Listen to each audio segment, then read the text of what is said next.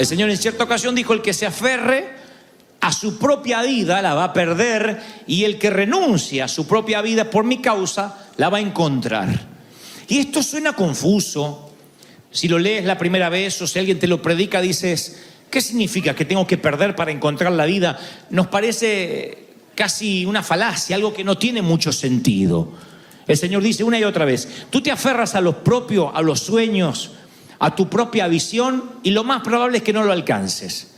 Tú lo dejas, renuncias a eso, y a lo mejor esas bendiciones lo más probable es que te alcancen. De hecho, la Biblia menciona más de una ocasión que las bendiciones alcanzarán al justo. O sea que eso me da la pauta, la metáfora de que el justo está caminando y la bendición viene por detrás y le pisa los talones. No es que uno va tras las bendiciones desesperados, sino que las bendiciones siguen al justo. Que tú tendrías que ocuparte de los demás y Dios se ocupará de tu viña. Tú te ocupas de la viña ajena y Dios se ocupará de los tuyos. Eso es lo que las Escrituras nos dicen una y otra vez. Claro, cuando yo lo predico así, uno puede decir rápidamente amén, pero después hay un abismo entre el amén y llevarlo a la práctica, porque por naturaleza somos egoístas. Un famoso médico, el psicólogo Bernard Rimland, obtuvo su doctorado hace muchos años en una importante universidad y se iba a dedicar a la carrera para la cual había estudiado, y 3 años después, en 1956, le nace un niño, tienen un hijo con su esposa llamado Mark, con autismo. En 1956 el autismo era no una enfermedad, una anomalía, un síndrome raro. Si bien dicen que el autismo existió toda la vida, esta era la primera vez que a un científico o a un médico se le daba la particularidad de tener a un hijo que padeciera este síndrome. El autismo, en palabras prácticas, es alguien que vive ensimismado en su mundo. Dicen que con una vida interior tan intensa, el autismo no es poco inteligente, sino que tiene una vida tan profunda interiormente, tan intrínseca, que no puede conectarse con el mundo exterior. Entonces la imagen que nos viene a la mente de un autista es un niño o un adulto en un rincón de la sala haciendo movimientos repetitivos y sin poder decir si tiene hambre, si quiere ir al baño, mucho menos expresar sentimientos. Los autistas, por lo general, cuando están en un nivel muy avanzado, no pueden mantener relaciones afectivas. Este médico tiene un hijo y se da cuenta inmediatamente que el bebé no responde a los estímulos normales de otros bebés. Entonces tiene que parar su carrera, ponerla en stand-by, o su profesión, y empezar a estudiar esta anomalía. Y empieza a notar que su hijo es autista, autónomo de las relaciones, que vive su propio mundo, pero que anímicamente, que emocionalmente no se puede conectar.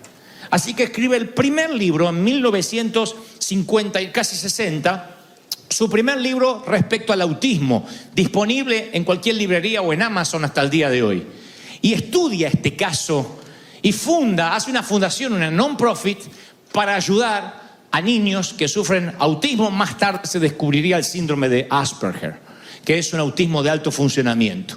Pero en el camino, este científico hace un experimento motivado por su hijo que arroja luz a esta verdad, la más paradójica de todos los tiempos, que para encontrar la vida la tienes que perder. Él le pide en la universidad donde enseñaba a 215, 216 alumnos que escriban en un cuaderno, en un folder, los nombres de 10 personas muy conocidas por ellos. Necesariamente no tenían que ser sangre, podían ser parientes o amigos. 10 personas que conocieran bien. Luego les piden en el segundo paso que de esas 10 personas pusieran quién les parecían que eran personas felices, nice, con buena onda todo el tiempo, y quién andaba con cara de bautizado en limón, amargado. Porque uno pone las 10, si yo hiciera el experimento hoy y te dijera, piensa en 10 personas que conozcas, tú dijeras fulano, mengano, después diría de esos 10, ¿quiénes crees que viven felices? ¿Y quiénes crees que no? Así que hacían un tilde verde los que creían que eran felices y un tilde rojo los que creían que estaban amargados. Y el tercer paso de este doctor fue, ahora de esas personas Coloquen allí quienes ustedes piensen que son generosos, dadivosos, y quienes piensan que son egoístas. Inmediatamente el resultado asombroso es que todas las personas que sin saber, sin pensar si eran egoístas o dadivosos, habían puesto que eran amargados, eso eran los egoístas, personas amargadas. Y los que se veían felices o que en uno reconoce inmediatamente, este es un tipo feliz, esta es una mujer feliz, de pronto lo conectaban con que era generosa y decía, quizá esa sea la razón. Y arriba la conclusión de que los que se dedican a hacer solo aquello que los hace felices, los que solo piensan en sí mismos, que se supone que buscan la felicidad, son los más amargados. Y aquellos que se dedican a hacer felices a los demás son los que más felices viven, a lo mejor los que menos tienen. Esto es lo que descubre este médico al darse cuenta que el autismo no es solamente aquel que tiene un síndrome o un desbalance cerebral. El autismo también puede ser emocional y espiritual. Hay muchos que pueden que estén sentados bajo este techo hoy y durante años son autistas, o sea, piensan en sí mismos, ensimismados en lo que le da título a este mensaje. ¿Y yo qué gano con esto? La famosa frase, ¿y yo qué gano con esto? Era la primera frase que se me venía, porque yo vengo de ahí también, ¿eh? Miren que yo no orino agua bendita y me vengo a hacer el santo de la espada aquí. Yo vengo de ahí. Yo vengo de un contexto, le contaba a los hermanos en el primer servicio, de mucha pobreza, de mucha escasez, donde todo costaba mucho. Yo heredaba las mochilas de mis hermanos mayores, la ropa de mis hermanos mayores, de verdad no teníamos. De verdad compartíamos hasta los calzones, literalmente. Ya cuando estaban demasiado rotos y no había dónde remedarlo, bueno, mamá por vergüenza nos compraba otro, pero grande, para que le dure a los que venían después. De ahí vengo. Todo tenía que cuidarse. Y eso a veces puede generar una mente no solo de escasez, sino una mente egoísta. Una mente de que si hay 4 porciones de pizza, estoy pensando cuántas me tocan a mí. ¿Y yo qué gano con esto? Y eso empieza a cambiar el chip de nuestra mente y un día nos volvemos autistas emocionales. Un día nos volvemos en alguien que solo está buscando el yoísmo, el egoísmo. Quiero que Dios me bendiga, quiero que Dios me dé, quiero que Dios me prospere, vengo para comprarme la casa, vengo para que mis hijos estén bien, venimos a recibir. Cuando hay que dar, nos cuesta. Nos sembramos y la palabra dice que al final de la vida estamos cada vez más tristes, más amargados. Estamos apesadumbrados porque buscar la propia felicidad es como la zanahoria que le ponen al caballo para que corra. En realidad el caballo nunca alcanza la zanahoria. Y este descubrimiento del médico que tenía el hijo autista, no le hizo falta a Jesús para saber cómo actuar. Jesús no necesitó un respaldo científico para decir, el que se aferre a su propia vida la va a perder. Y el que renuncia a su propia vida por mi causa la va a encontrar. Hagamos un pequeño paréntesis y no se me distraigan ahora. Si tienes más o menos mi edad o un poco menos, es probable que nunca te olvides qué estabas haciendo el 9/11, el 11 de septiembre del año 2001. Todo el mundo sabe qué pasó ese día. Todo el mundo sabe qué pasó el 9/11, ¿no es cierto? Hayas que vivieras acá o hayas estado en El Salvador, en Colombia, en México, todo el mundo debe recordar qué estaba haciendo esa mañana cuando las noticias lo impactaron por la radio, cuando salió por la televisión. Yo me acuerdo dónde estaba, qué estaba haciendo, hasta qué desayuné. Yo no vivía en este país, estaba en Argentina, pero impactó mi vida de manera tal, fue lo más cerca a una guerra que yo había visto vía satélite por primera vez. Así que recuerdo cómo estaba, qué estaba haciendo y con quiénes estábamos en la sala. Dicen que estos acontecimientos, cuando son así de golpe o cuando son fuera de lo común, quedan grabados en la memoria para siempre, y los especialistas se refieren a estos momentos como puntos calientes, como momentos que se te fraguan en la memoria. A ver, no solo el 9/11, vamos a lo personal. A lo mejor se te grabó en la memoria el enterarte de una muerte de un ser querido. He hablado con familias de personas que dicen, nunca más olvidé el sonido del teléfono de ese día. Era la madrugada, el teléfono no paraba de sonar, dije, tiene que ser equivocado. pero me agarró una sensación extraña cuando levanté y me dieron la noticia del accidente. Y se le grabó a fuego el sonido del teléfono más que otros acontecimientos. A lo mejor es un acontecimiento lindo que se te graba a fuego. A lo mejor, como decía en el servicio primero, alguien se te arrodilló, algún sapo queriéndose convertir en príncipe te miró así y se te grabó a fuego, especialmente porque no saliste corriendo y aceptaste. Se te grabó a fuego cuando te propusieron matrimonio, ¿o no? O cuando te dijo ella, te presento a mi mamá, y se te grabó a fuego esa imagen como... Bueno, el cerebro libera una sustancia química llamada glutamato. No se lo olviden porque es importante. Entonces dicen, ¿qué suma esto? Bueno, ahora van a ver. El glutamato es una sustancia que ayuda a que el proceso mental no lo deje pasar. Como si fuera una computadora que dice, ojo, que esto es importante, no lo olvides, agéndalo. El cerebro es tan inteligente, noten la creación del Señor, que se genera una sal, por decirlo de alguna forma, un químico, una sustancia, glutamato, que hace que se te fije en la memoria, porque esos acontecimientos son los que van a determinar tu personalidad. Los recuerdos suelen ser, dicen los científicos, viajes en el tiempo, porque uno, a cómo reaccionó en el pasado, es como se prepara para reaccionar en el futuro ante un caso similar, mejor o peor. O sea que los recuerdos van definiéndote como persona. La persona en la que te estás convirtiendo día a día tienen que ver con los recuerdos. Por eso es que Dios nos habla de sanidad interior, sana nuestras heridas de niños. A veces Dios nos habla respecto a cuando nos rompieron el corazón hace 20 años. Hay un evangelio que se predica por ahí que dice, todas las cosas son hechas nuevas, se terminó. Pero Dios no te borra el cerebro. No es que uno se levanta el bautisterio y queda el cerebro flotando ahí, aunque a veces pareciera que algunos sí lo hicieron. No es eso. Uno nace a una nueva vida y después uno tiene que prepararse a que Dios haga una obra. Por eso dice la palabra que vamos creciendo conforme a la estatura de la plenitud de Cristo. Todos los días vamos creciendo y desaprendiendo cosas que nos marcaron, dejando que de lado traumas para que esos traumas no nos definan en nuestro comportamiento. Todo tiene que ver con el entorno, más que con la sangre. Porque este también es un debate de algunos que dicen, bueno, si Cristo me hizo una transfusión de sangre, si Cristo cambió mi ADN. Sí, pero hay algo que se llama entorno. O sea, se creía hace muchos años que si adoptabas un niño, hijo de delincuentes, por ejemplo, una mamá que estaba en la cárcel, papá que estaba en las drogas, y dejaban el bebé, lo daban en adopción. Tú agarrabas al bebé, lo adoptabas, y se creía que ya traía la delincuencia en la sangre. Entonces uno decía, no, ¿y cómo es el papá? ¿Y cómo era la mamá? Y este tarde o temprano va a mostrar la hilacha.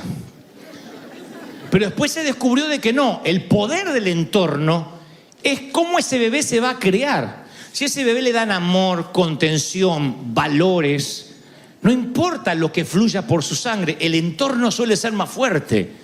Y se va grabando a fuego, el niño desde pequeño, cada vez que ve algo importante, ve cómo se respetan sus padres, ve los valores que se predican en su casa, que su papá nunca falta a la iglesia aunque haya Super Bowl.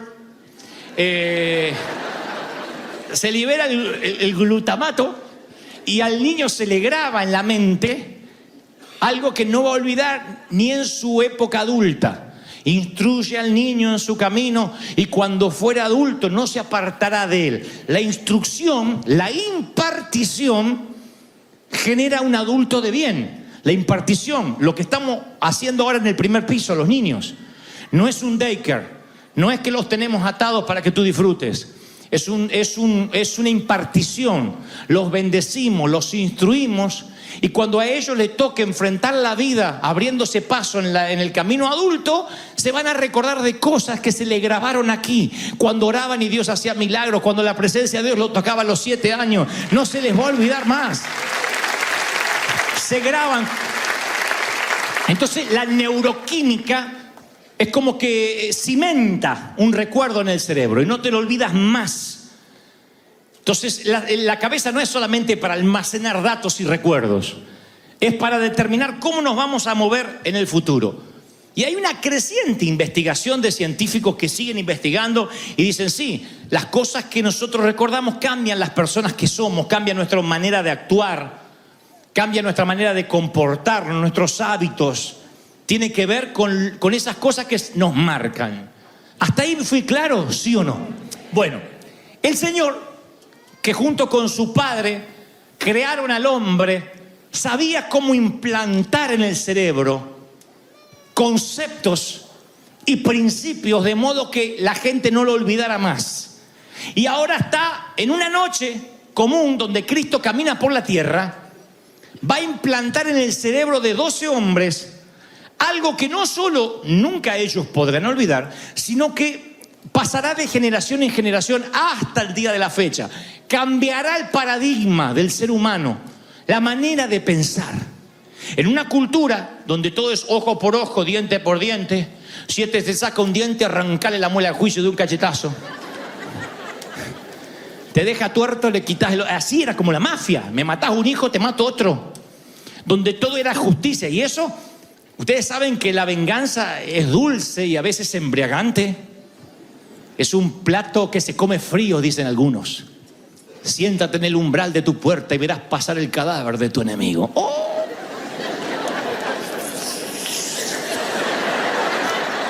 Bueno, esa sed de justicia que todos tenemos era muy acentuada en Medio Oriente porque estaba condonada, o sea, dicha por Moisés. Y el Señor, en una última cena, los reúne, para los que no lo saben, en un primer piso, según los historiadores, muy cerca del estanque de Siloé, una última cena en Jerusalén. A los muchachos va a ser algo que literalmente se va a quedar grabado en sus memorias para siempre. No tanto lo que el Señor dirá, sino lo que va a ocurrir en esa cena.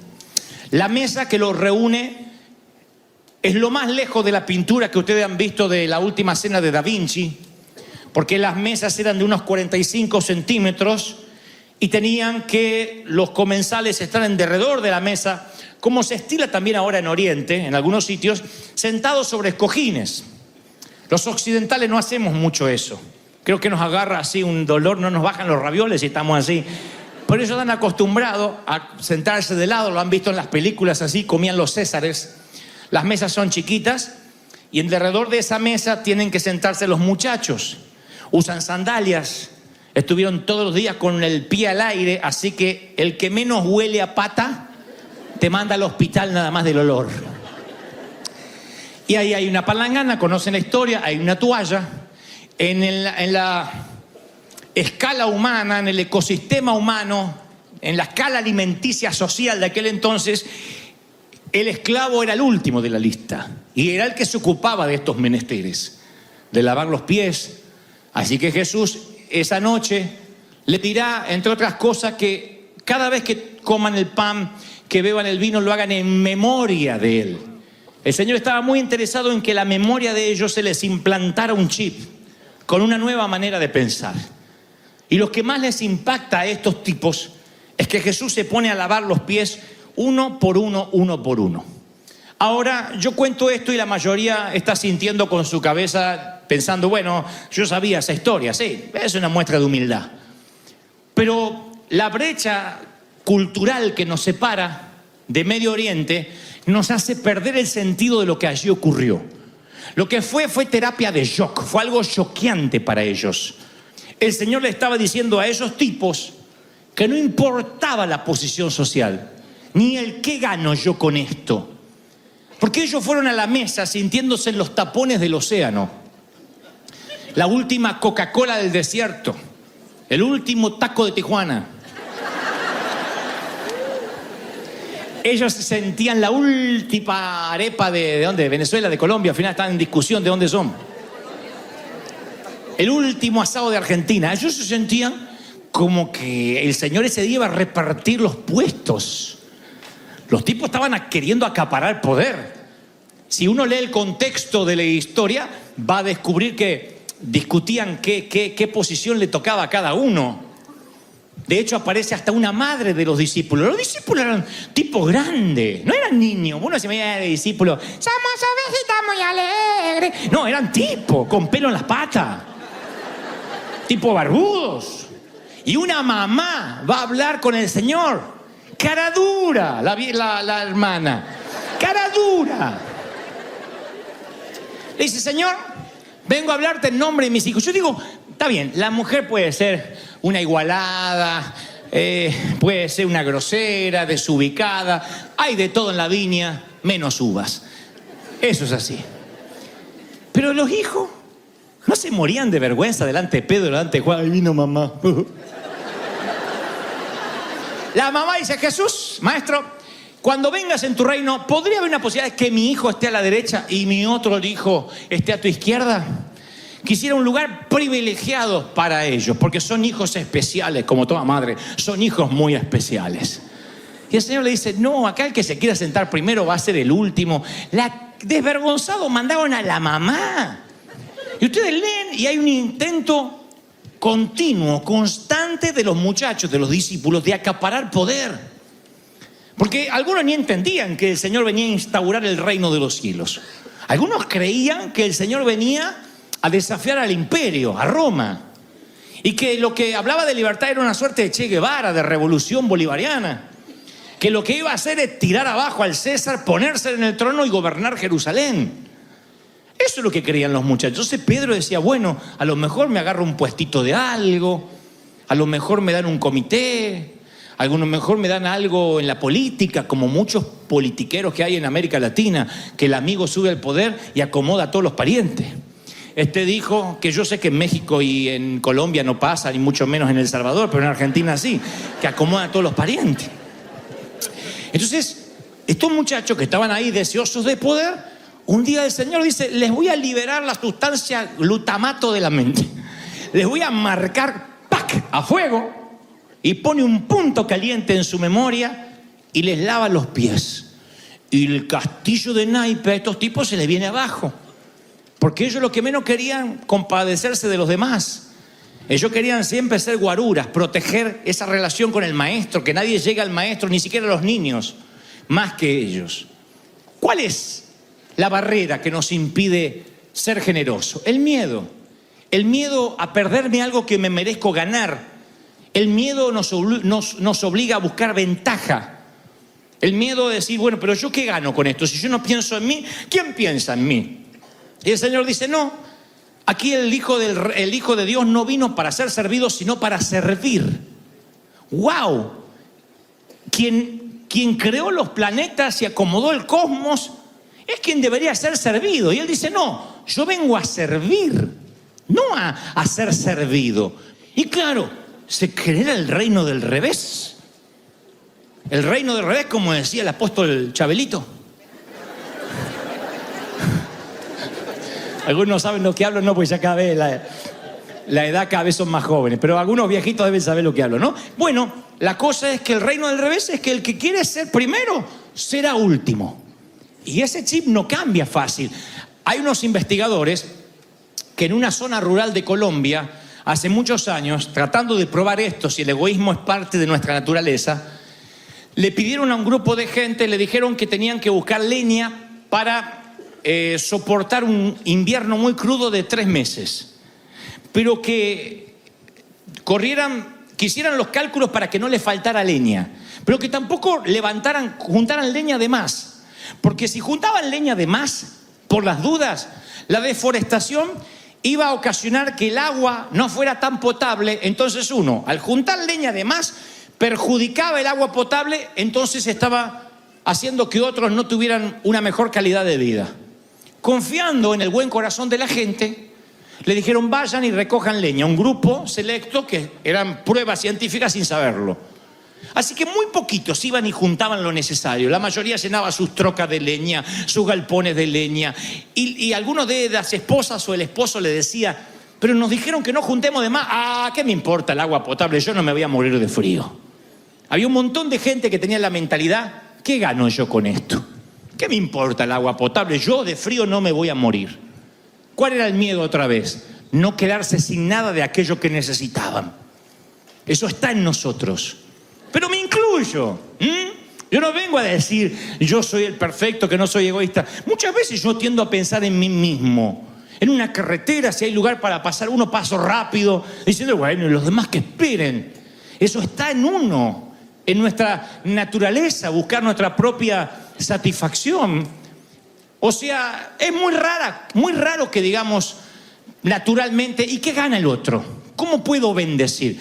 Por eso el efecto de shock de Cristo, lavándole los pies a los muchachos, los dejó turulatos, los dejó así. No lo podían creer. No podían ni tragar el pan, porque se veían los pies limpios.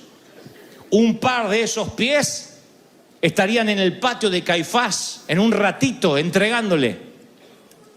La mayoría de esos pies iban a estar otra vez llenos de polvo, escapando lo más lejos de la cruz. ¿Saben la culpa que tenían? Y el Señor se los había lavado. El Señor se los había limpiado, sabiendo ya de la mugre que iban a volver a contaminar esos pies. Cambió la manera de pensar, cambió el que yo gano yo con esto. Rompió eso instintivo que todos tenemos de anteponer nuestros intereses antes que el resto, por lo menos en los discípulos. Porque si queremos amar como Jesús, tenemos que anteponer las necesidades de los demás antes que las nuestras. Y Jesús mostró el camino cómo hacerlo. En los tiempos de Jesús, el Imperio Romano, que era el gobierno de facto del momento, el gobierno por imposición. Recuerden que los que no conocen mucho de historia antigua, Roma no fue un gobierno electo, no fue por votación que tenían al César. Vinieron, plantaron la bandera, y entre los griegos, los imperios de la época, uno de los romanos eran los mejores, los menos tiranos. Pero impusieron su himno, su bandera, su moneda, y a partir de ahora todos están bajo el imperio y bajo nuevo rey, o nuevo procónsul, o el gobernador que sea. Y ellos habían puesto una ley que si un soldado venía y veía a un judío, le podía dar toda su mochila, sus armas, sus municiones y obligarlo a caminar 1,5 kilómetros, cargando sus pertenencias para que el soldado descansara, porque era parte del soldado de la Pax Romana y tenía que merecer el descanso. Ahora, la ley no decía, siempre y cuando el que carga la mochila no esté apurado, ni esté yendo al colegio, ni esté rumbo a la iglesia. No importaba, la ley era la ley. ¿Sabe la bronca que tenían los ciudadanos? Era la ley que más molestaba. No le molestaba tanto pagar impuestos como para... Gente llegaba tarde, gente perdía sus citas. Porque te agarraba un soldado y decía, a cargar esto. Le pasó a Simón de Cirene, que fue a curiosear qué pasaba con la turba y terminó cargando la cruz del Nazareno. Otros con menos fortuna no cargaban la cruz, cargaban la mochila, el bagaje de un soldado.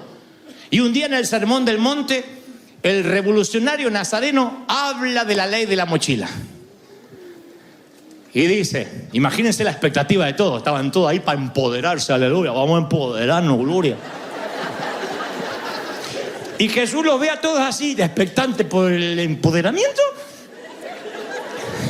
Y Jesús dice, si un soldado te pide que camines 1,5 kilómetros, ¡amén! Pensaban que lo que venía es, dile, tu abuela. Libertad, libertad. Pero él dijo, si te pide 1,5 kilómetros, camina 3. No fue un sermón de empoderamiento. El Señor necesitaba que las necesidades de todos, porque ahí estaban todos los creyentes ovejas, dadme, bendecidme, ungidme, mandadme, prosperadme.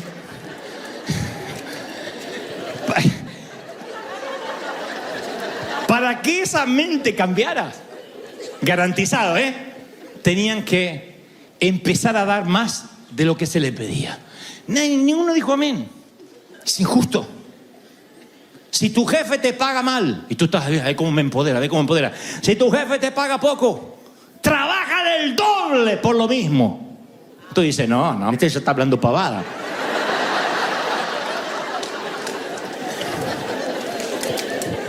Pero lo que pasa es que nos perdemos por la cultura, por la diferencia abismal, nos perdemos lo que el Señor quiso decir. Eso no fue divertido. Ahora nos suena así, todos damos la milla extra. Esto era una milla extra de verdad.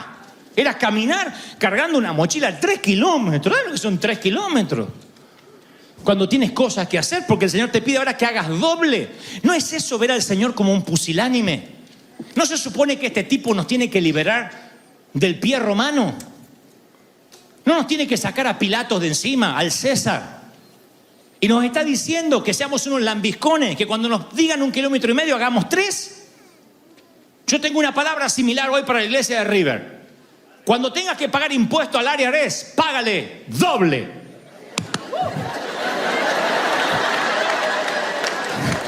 ¿Ven que nadie dice amén?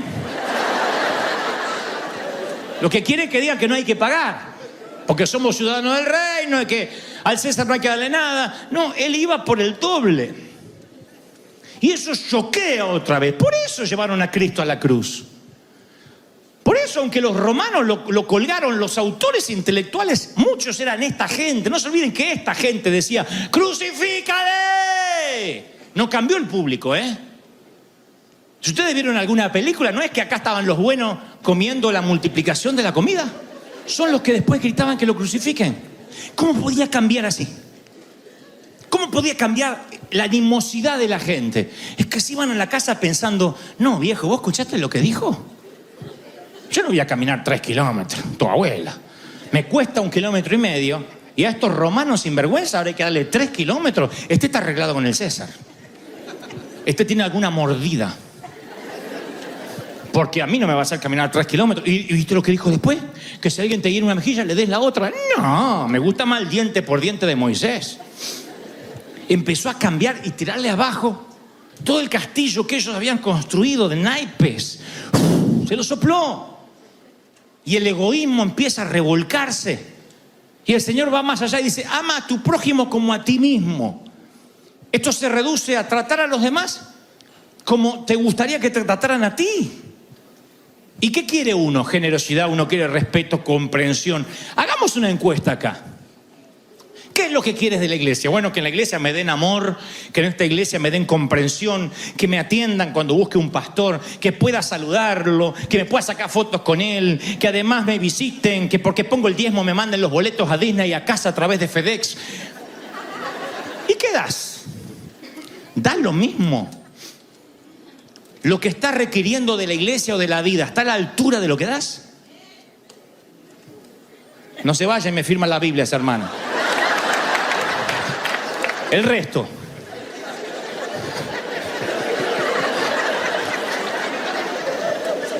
¿Está a la altura de lo que das? Porque nosotros reclamamos cosas al Señor. Leí un meme por ahí que hay en internet que dice, si yo le hubiese hablado a mi padre, como a veces algunos le hablan a Dios, ya me habría partido la boca. Reclamo, exijo, tomo, pacto, lo tomo, lo agarro, es mío, ahora es mío. Y unas cosas que nuestro padre hubiese dicho, ¿qué querés que te parto la boca? Porque somos de pedir, pero nos cuesta dar. Nos cuesta sembrar. El evangelio es renunciar. El evangelio es decir, bueno, amar a mi prójimo como a mí mismo. Significa dar al otro lo que quiero que me den a mí. Y varias religiones piensan similar, aunque es diferente, porque amar al prójimo como a ti mismo se llama la regla de oro. Se usa en el marketing, se usa en las empresas, se llama la regla de oro. Darle al cliente como lo que nos daríamos a nosotros. Amazon tiene esa filosofía. Dicen ellos, hay que darle al cliente lo que uno quisiera que le den. Surge de la regla de oro, escrita y acuñada por el Señor. Amarás al prójimo como te amas a ti mismo. Uno no sale a la calle sin lavarse los dientes, sin acicalarse, sin prepararse, sin hermosearse. Como uno se cuida, tiene que amar al otro. Y las religiones tienen algo similar, pero se llama reglas de plata, no es regla de oro. Le voy a explicar por qué. Confucio decía, el confucianismo dice, no impongas a otro lo que no elegirías para ti mismo. El hinduismo dice, no hagas a los demás lo que te dolería a ti. El budismo dice, no hieras a los otros de una forma que tú mismo encontrarías hiriente. Las religiones prohíben el trato injusto. O sea que la idea consiste en no hagas daño a nadie y nadie te va a dañar a ti. El cristianismo no es eso. El cristianismo a eso le agrega, no es solo evitar hacer daño. Tienes que activamente hacer el bien, que es diferente. Las religiones dicen, no te metas con nadie, no se meten contigo. Autismo emocional. Porque cuando yo digo, pero hermano, ¿qué estás dando para el Señor? Y hay gente que me dice, yo no le hago mal a nadie. Yo vengo a la iglesia, no me meto con nadie, no quiero que se metan conmigo. Y creen que están cumpliendo con ser un fiel servidor de Dios. Son los que suponen que ausencia de maldad necesariamente es bondad. Tú pasas por el lado de un homeless, de un mendigo, tú no lo pisoteas ni le escupes las heridas. Sigues caminando y dices, yo no le hice nada. ¿Hiciste bien? No, no hiciste bien. ¿Cómo que no hice bien si pude haberlo pisado con el auto y no lo pisé? Sí, pero ausencia de maldad no significa que fuiste bondadoso. Los que pasaron por al lado del que estaba tirado al lado del camino, antes del samaritano, no hicieron nada malo, pero fueron autistas, fueron indiferentes. Y la indiferencia es más grave que el pecado. Yo te voy a decir algo, mira, para que se le suelte el glutamato de la cabeza y se le grabe. En la iglesia siempre nos dijeron, esto es pecado y esto no es pecado. Entonces por años veníamos a la iglesia, no adultere, no fornique, no sea envidioso, toda esa, no mienta. Pero muy pocas veces nos dijeron que es muy grave o tan grave violar principios. Hay gente que no peca, pero viola principios todo el tiempo, me consta. Conozco un hombre que es muy puro, es un hombre que come santo y defeca diablos. Es purísimo, él no se equivoca en nada, las hermanas tienen un tul en la cabeza, él tiene el pelo como se debe usar, siempre con corbata, se baña con corbata, me consta. Pero no honra a su padre, viola un principio. Es egoísta, no siembra, viola otro principio. Y esos principios no necesitan al diablo ni a Dios. Por sí mismo van generando el efecto colateral. Por eso dice, siembras viento y cosecharás tempestades. Porque por sí mismo, cuando violas un principio, te traes y te acarreas maldición. Ni se tiene que meter el diablo. Por sí mismo. Cuando tus hijos ven que uno miente, que le mientes al gobierno, que le mientes a la iglesia, que te escondes para no atender a los acreedores, estás sembrando un principio en ellos de mentira. Esos hijos van a vivir en la mentira. No necesitaste pecar. Tú puedes decir, pero yo no fui mal padre. No, pero tu ejemplo gritó más fuerte que los sermones que les dabas en la mesa. Los principios que se violan son más graves a veces que el pecado, porque el pecado tiene redención rápida. Ay, metí la pata, voy a orar, Señor, perdóname, dijo el rey David. ¡Bum! El perdón vino sobre él. Y cuando uno viola principios, cuando uno es egoísta, cuando uno no siembra, cuando uno le roba a Dios en los diezmos, ¿está pecando o no? No técnicamente, pero está violando principios, de modo que se autoacarrea maldición. Y uno de esos principios es carecer de empatía. Decir, bueno, yo comprendo a los demás, pero la comprensión no basta, hace falta empatía. Yo lo dije hoy, lo diré otra vez. ¿Qué es comprensión? Que yo veo un tipo ahogándose y le tiro un salvavidas. Eso lo hace cualquier persona con un alma noble.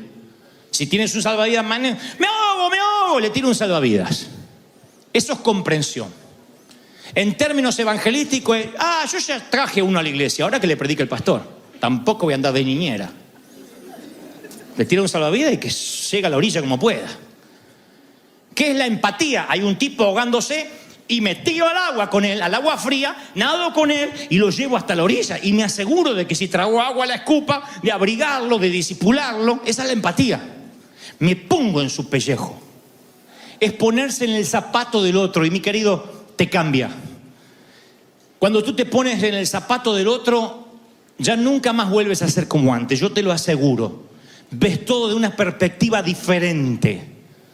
Es fácil decirle, ¿viste? Aquel matrimonio, el hijo, le salió gay.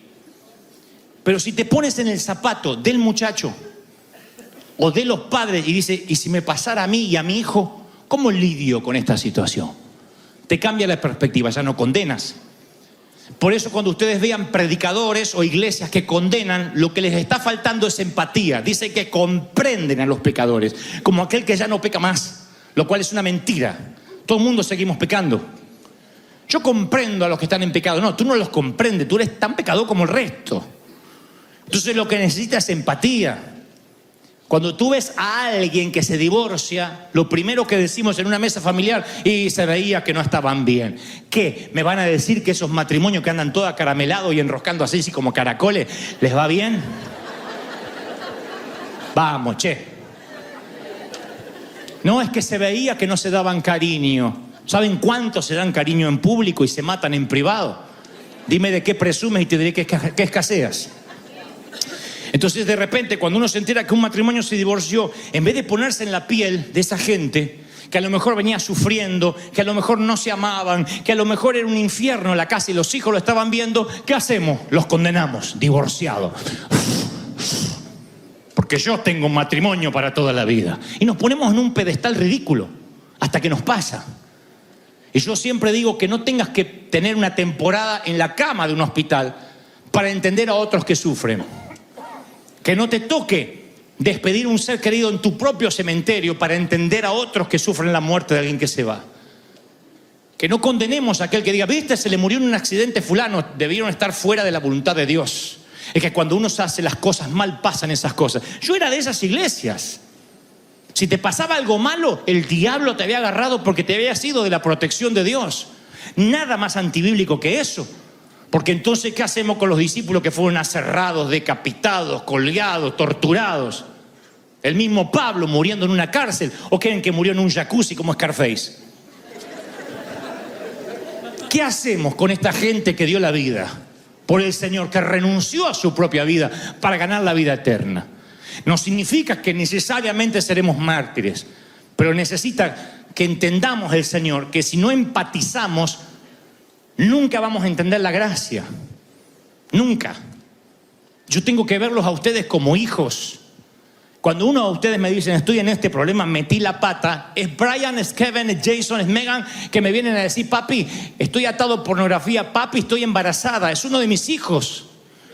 Nunca los vamos a condenar y ahora porque hiciste y caíste de la fe. Te vamos a apapachar, te vamos a ayudar a salir adelante, vamos a ayudarte a que te arrepientas y que empieces otra vez. Eso es River. ¿Están conmigo? Amén.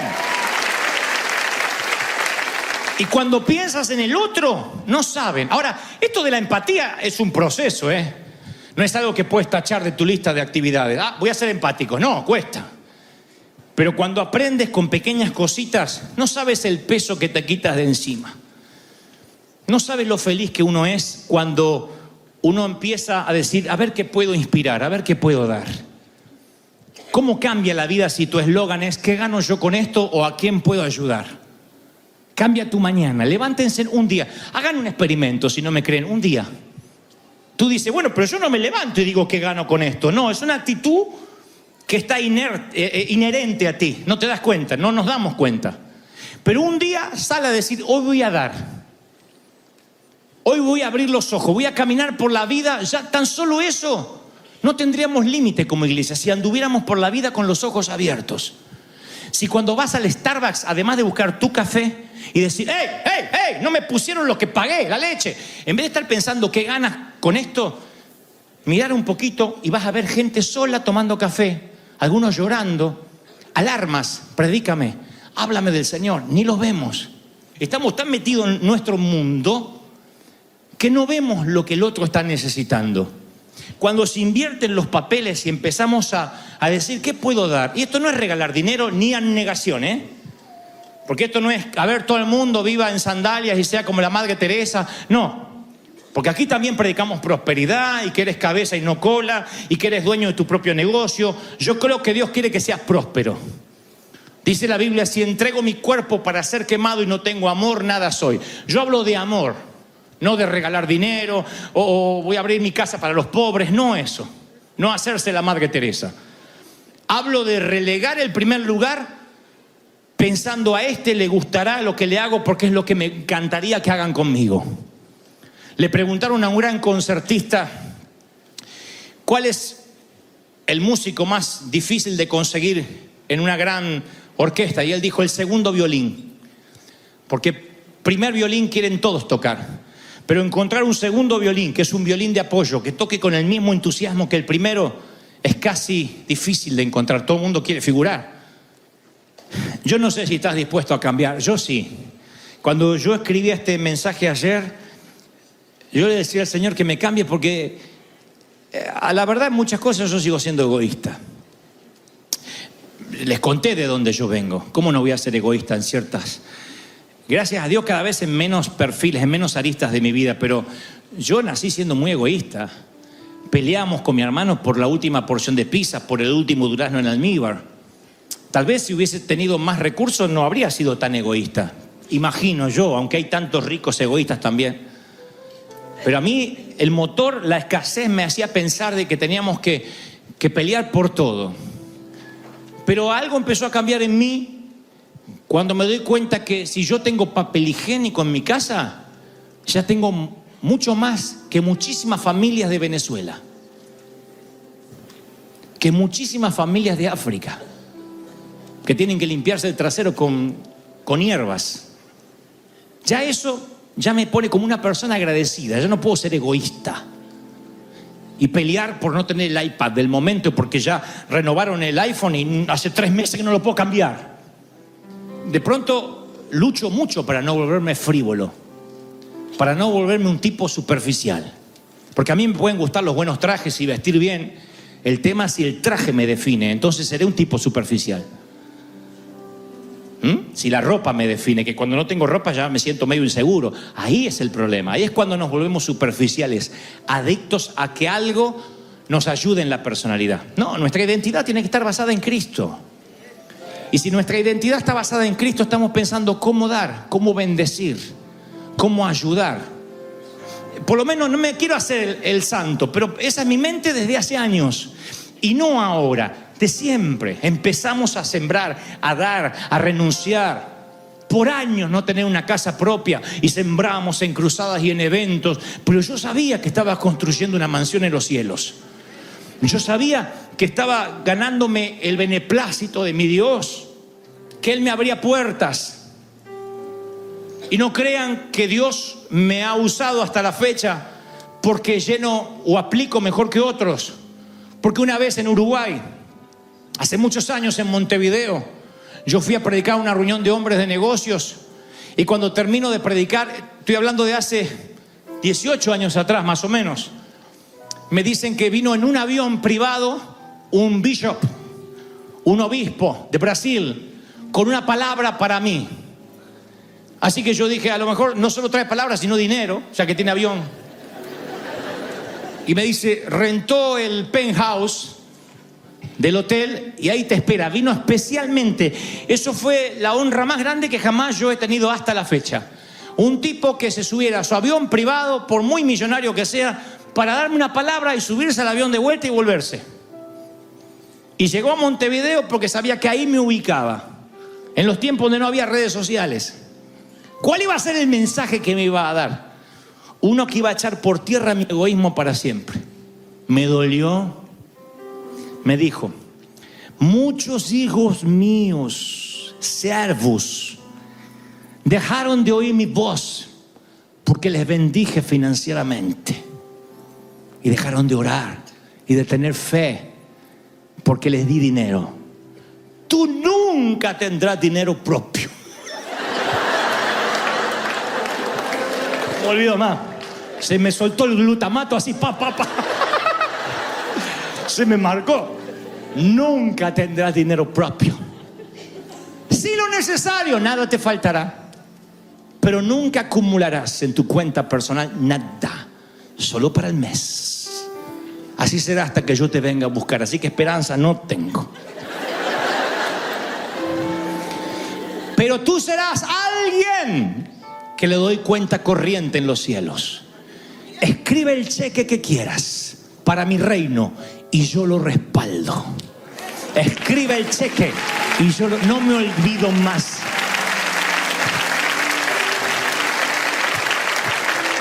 ¿Qué creen? ¿Que me sentí pobre o rico? En términos egoístas, nunca iba a poner en mi cuenta bancaria así, mirá los ceros que tengo. En términos del reino me dijo que si era para bendecir al resto, que escribiera el cheque que quisiera.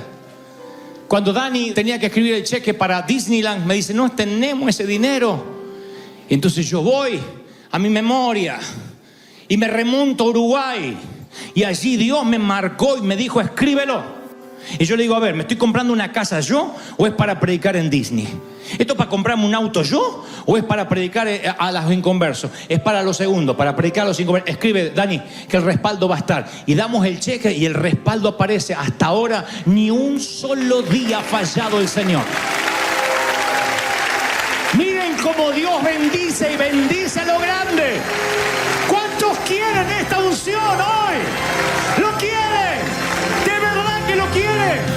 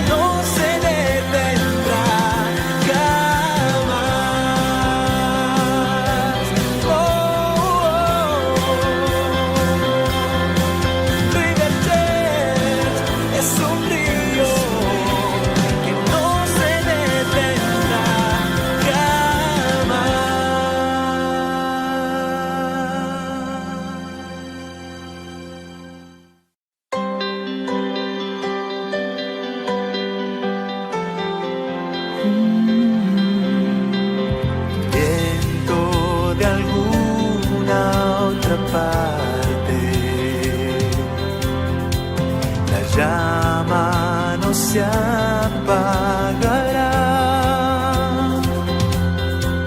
Es un río que no se detiene. El arca por fin está en casa. El rey ha venido a morar.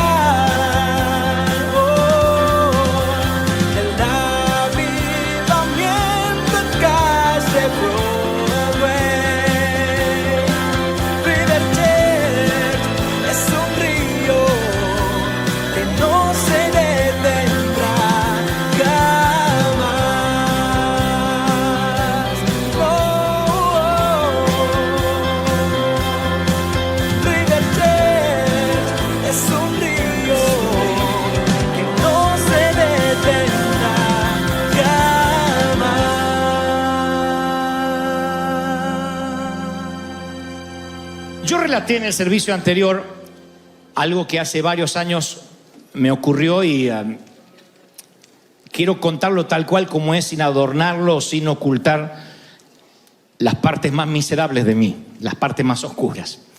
Llegaba hace muchos años un predicador muy famoso a la Argentina, extranjero, foráneo, y yo en ese entonces estaba haciendo mis primeros pasos, abriéndome paso en el mundo de los predicadores. En el sentido estricto de la palabra, yo no era un pastor, era un evangelista. Así que en mi corazón sentí un deseo muy grande de poder participar de esa tremenda, magnífica cruzada. Pero decía, quizá ni siquiera pueda llegar a saludar al predicador. Y me llega una invitación por alguien, un amigo en común que me dice, mira, se ha elegido las personas que van a estar en el stage, los pastores, los ministros, que van a estar en el stage y tú estás entre ellos.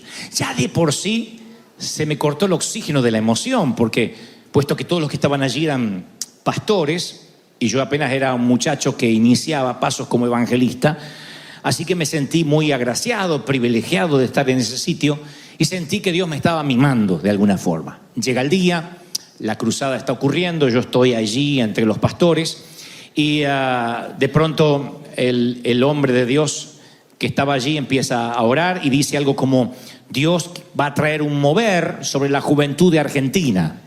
Y yo sé que Dios va a levantar predicadores para los jóvenes.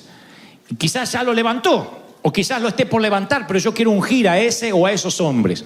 Y todo el estadio era el estadio Vélez Sarsfield, un estadio muy, muy grande de Buenos Aires. Todo el estadio, como estaba lleno de jóvenes, empezaron, ¿dónde? ¿Dónde? ¿Dónde? Y a mí el pechito de paloma se me infló así. Porque aunque bajé la cabeza así, yo sabía lo que venía, ¿no? Todos, y el predicador que no habla español le pregunta a su traductor, ¿qué dicen? ¿Qué dicen? ¿Qué dicen? ¿Qué es lo que están diciendo? Date, date. O sea, la gente le decía que orara por mí. Porque él decía, Dios va a levantar un hombre o varios para la juventud. ¡Ante! ¡Ante! Yo me sentía Messi por un ratito. Entonces veo que con sigilo los pastores que estaban delante mío me empiezan a tapar así, me empiezan a tapar con la espalda, y yo asomaba la cabecita y no podía ver. Y entonces el predicador se da vuelta y dice, voy a orar por esa persona. ¡Date! ¡Ande! Y uno de los pastores, ministros, que al cabo no viene el caso quién, empuja a un muchacho que era casualmente su yerno y dice, ora por él, ora por él.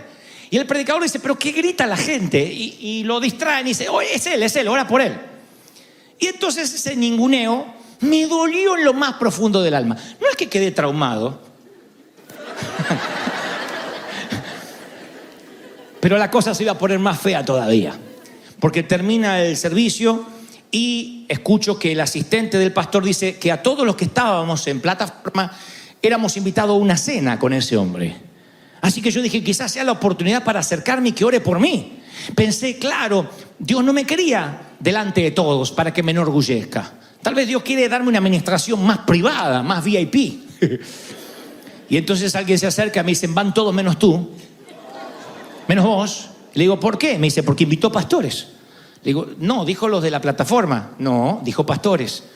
Y ahí me sentí hasta medio tonto en querer reclamar una cena. Dije, al cabo, es una nimiedad, es una cena. Me acordaba de ese incidente y pensaba anoche, ayer cuando escribía el mensaje, ¿por qué algo tan pequeño sigue tan vivo en mi memoria? Porque no es que sea sensiblero, nunca lo fui.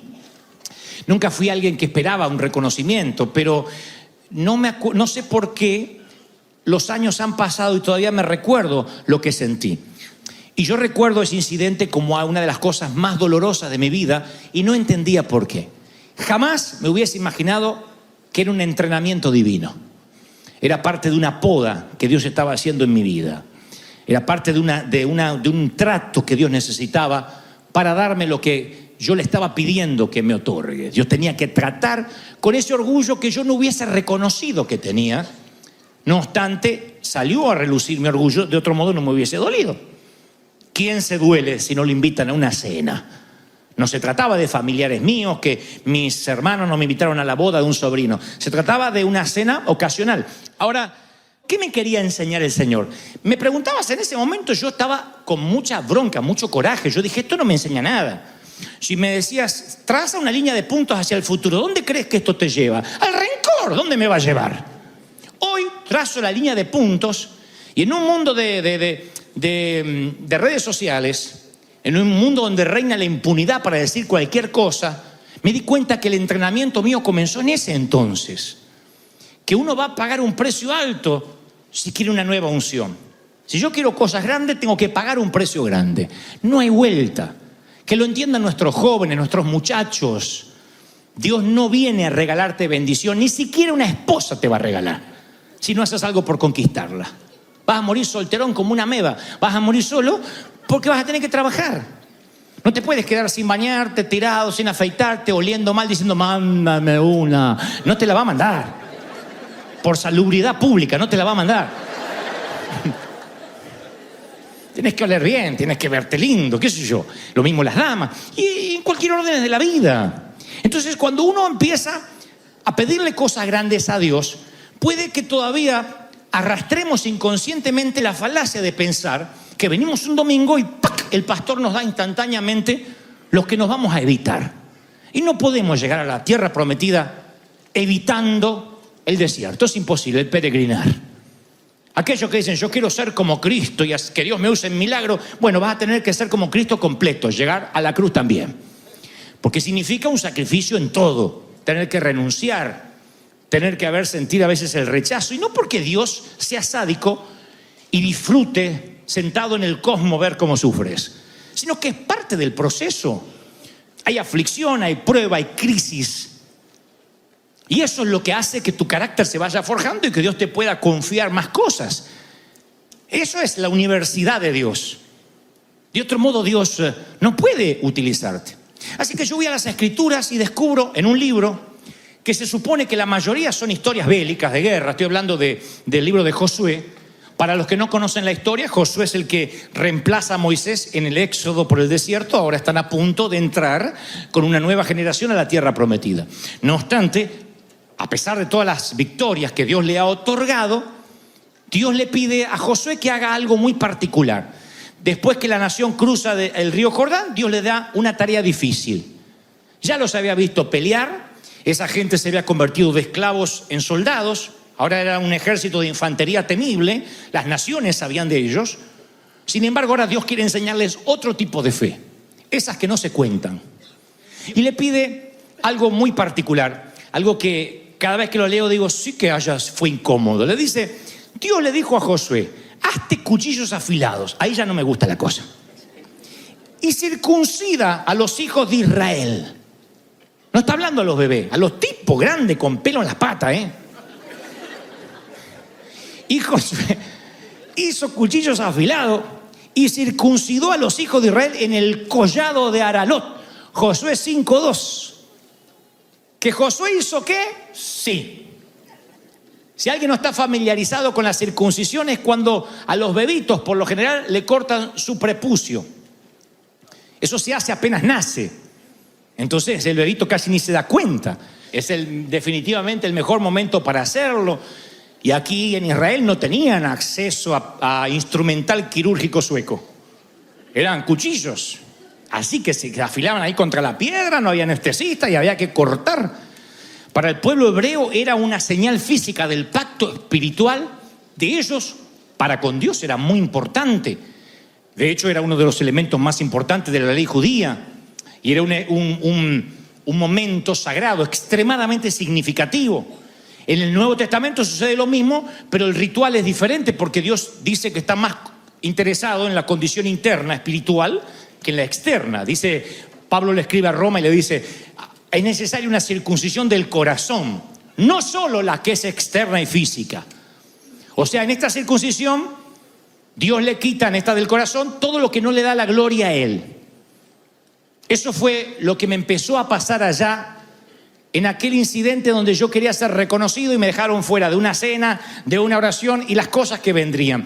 Yo pensé que no tenía orgullo, que Dios me eligió a mí porque yo era impoluto, pero jamás me hubiese imaginado que Dios me iba a circuncidar el orgullo, que Dios iba a cortar aquello que le iba a tratar de robar gloria a Él. Yo creo que Dios dijo, mira, flaco, yo la fama te la puedo dar. Cuanto más te conocen, más gente conducirás a mí. Pero la gloria, ni un poquito. Yo no comparto la gloria con nadie. Y lo tienes que entender ahora, antes de que esto se ponga más grande. Y antes de que yo te empiece a usar más. Así que yo no sé qué es más doloroso, si la circuncisión del antiguo pacto o la del nuevo.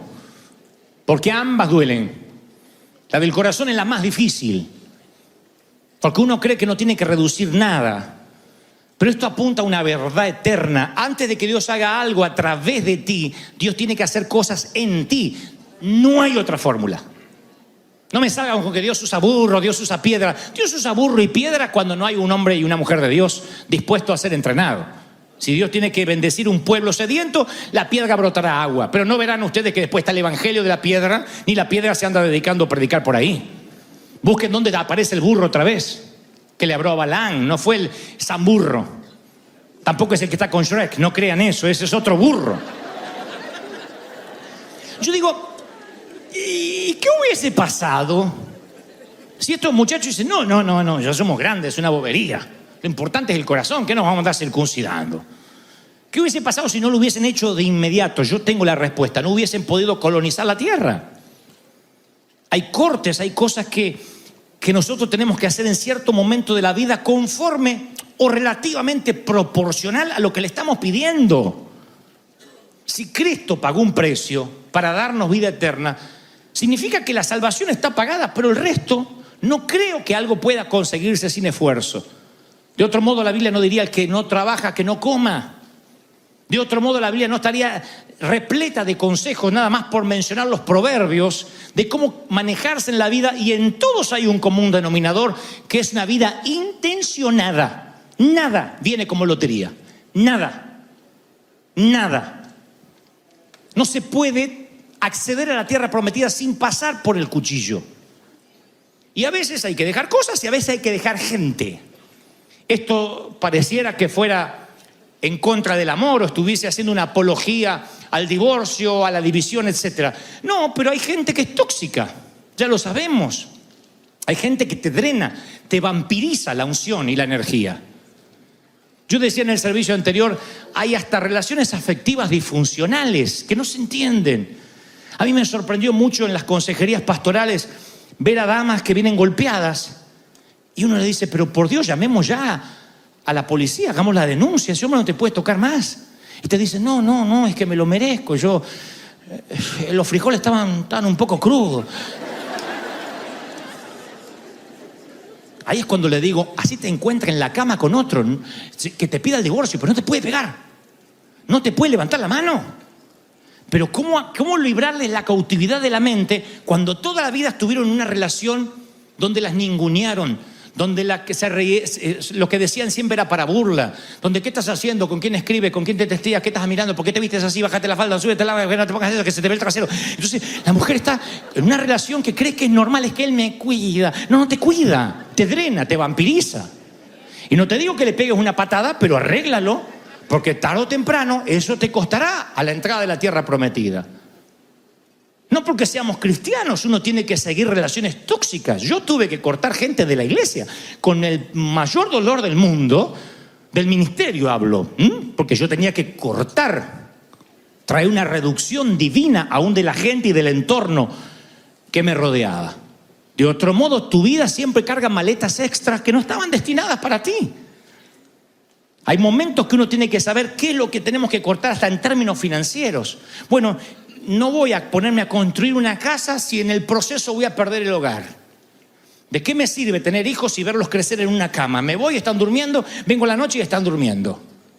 Es preferible vivir de prestado, de renta y tener un momento para ver jugar a los chicos. Y hay momentos que decimos, no, aunque lo pueda pagar, ahora no es tiempo de tener un auto de alta gama. Me voy a arreglar con un auto más pequeño porque por ahora no necesito mandar la selfie a ninguna parte. Y me lleva igual. Ese es un trato de Dios. Cuando uno sabe cuándo tiene que pararse con un pie y hacer el equilibrio hasta que baje la marea. Pasa en la vida. Y ruego y oro que no lo aprendas de grande. Porque la circuncisión de grande duele más. Cuando más pequeño lo aprende, yo habría dado cualquier cosa porque un tipo me predicara como yo te predico hoy algún día. Porque me evitara los dolores de cabeza. Imagínense, yo tenía 20 y tantos años, era gerente de ventas de una compañía musical en Argentina y yo dije, ganando lo que gano me jubilo a los 40. Y yo pensé que vivía la panacea, ganaba bien, era popular. Y de buenas a primeras me despiden, me quedo en la calle. Supe lo que era el desempleo, una familia, y yo sentí que iba a naufragar en la fe. Sin embargo, si eso no hubiese ocurrido, yo estoy convencido que, entre otras cosas, yo, según mis planes, hoy no estaría hablándote a ti. Ni hubiese estado en los países donde estuve, ni habría vivido lo que viví. En ese entonces, yo sufrí la realidad de un corte, de una reducción. Pero a mí nadie me contó que a veces Dios te reduce cosas. Y no es porque te está quitando algo, sino que está liberando espacio para una actualización. Cuando Dios te quita cosas, primero que no es deudor tuyo. Si te quita algo, te va a dar con creces mucho más de lo que crees que te está quitando. Segundo, Dios libera espacio en tus gigas. Dios libera espacios. Yo, si hubiese seguido con mi vida, no me hubiese podido dar Dios lo que después me dio. Entonces Dios libera espacio para darte lo nuevo. Nunca lo hubiese pensado así. Yo estaba enojado, enfadado. Y a alguien Dios le está hablando esta mañana, porque si Dios habla de Pedro es porque hay un Pedro. A alguien que hoy vino enfadado porque el diablo se ensañó conmigo. Y no es el diablo. Quiero que recuerdes si acaso no le pediste algo grande a Dios. Y eso grande demanda un entrenamiento. Demanda cortes de relaciones tóxicas, de ascendencias, que hay gente que tiene poder de ascendencia sobre ti, que dice cosas y que de pronto te lastiman. ¿Cómo Dios te va a poder utilizar si dependes del halago o de la crítica ajena? El lunes yo le prediqué a los jóvenes aquí y les decía que si algunos de ellos dependían su estado de ánimo de los likes que le ponen en Instagram, entonces deberían replantear su vida urgente. La gente real no son los seguidores. La gente real no son los que gozan de impunidad y nos aplauden o nos critican. Por tu salud emocional tienes que saber esto y a partir de ahí ver cuál es tu entorno. Quiénes te siguen por lo que tienes y quiénes te seguirían aunque no tengas nada. Eso nos ayuda a reorganizar el organigrama de tu vida, el cronograma, perdón, de tu vida. Eso nos hace poner las prioridades en Dios. El saber que el corte viene porque Dios está liberando espacio para lo que quiere darte, para una actualización. No maldigas aún los tiempos de escasez, porque Dios necesita saber cómo reaccionas cuando el dinero no está. La frase de Pablo, trillarla y decirle, yo también me gozo en la abundancia y me gozo en la pobreza. Dios quiere ver si lo has dicho, si realmente lo vives. Si sirves igual, si ministras igual, si te congregas igual, o si vienes con cara de bautizado en limón porque no tienes para pagar mañana la renta. Tú dices, ¿no debería preocuparme? No. Cuando Dios te falló, Dios es fiel y aunque te toquen momentos de crisis, de oscuridad, de tormenta, no deberías preocuparte. ¿Están conmigo, sí o no? Ninguna disciplina al presente es causa de gozo, sino de tristeza. Hasta Dios te dice, sí, no dice que estés preocupado, pero te va a poner triste. Pero después da fruto apacible a los que en ella han sido entrenados o ejercitados. Yo veo la vida de los profetas y no encuentro un ejemplo más vívido que José. La trillada historia de José. Dios le da un sueño. Pobre pibe tiene un sueño. No es que lo pide, tiene un sueño. Y como es bocón, porque era hijo de salvadoreño mexicano con alguna que otra ascendencia chapina, va y lo cuenta. Hagan la prueba de hacer esto en vuestras casas hoy.